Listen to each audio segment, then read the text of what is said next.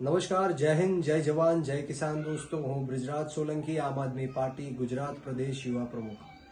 મિત્રો, તાજેતરમાં સમાચાર આવી રહ્યા છે કે જામનગરમાં જ્યારે આમ આદમી પાર્ટીની સભા થઈ રહી હતી ત્યારે કોઈ કોંગ્રેસનો કાર્યકર્તા આવીને ગોપાલભાઈ ઇટાલિયા ઉપર જોડું ફેંકીને જે હુમલો કરી રહ્યો છે એ સ્પષ્ટપણે દેખાઈ રહ્યું છે કે ભારતીય જનતા પાર્ટી અને કોંગ્રેસની મિલીભગતથી આ હુમલો થયો છે.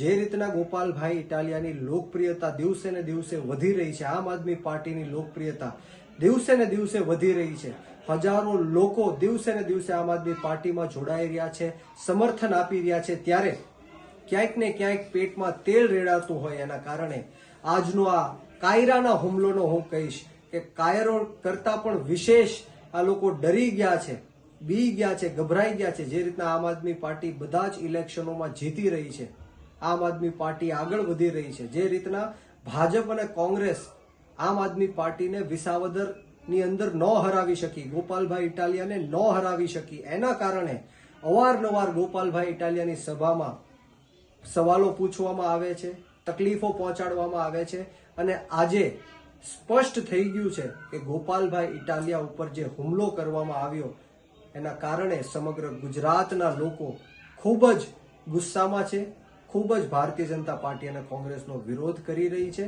અને આવો હુમલો ક્યારેય પણ નથી થયો, એવો હુમલો આજે ગોપાલભાઈ ઇટાલિયા ઉપર થયો છે. ત્યારે હું આ ભારતીય જનતા પાર્ટીના નેતાઓને એટલું જ કહેવા માંગીશ કે જો તમારી હિંમત હોત, તમારી તાકાત હોત અને તમારામાં પાણી હોત તો વિસાવદરની અંદર ગોપાલભાઈ ઇટાલિયાને તમે હરાવીને દેખાડી દ્યા હોત, પરંતુ તમે ત્યાં હરાવી ન શક્યા. આખી ફોજ ઉતારી, પોલીસ ઉતારી, માફિયાઓ ઉતાર્યા, ગુંડાઓ ઉતાર્યા, પૈસા વેડફ્યા, દારૂ વેચ્યો, છતાં પણ આમ આદમી પાર્ટીને લોકોએ જીતાડી, ખેડૂતોએ જીતાડી, યુવાનોએ ગોપાલભાઈ ઇટાલિયાને વિધાનસભા સુધી પહોંચાડ્યા.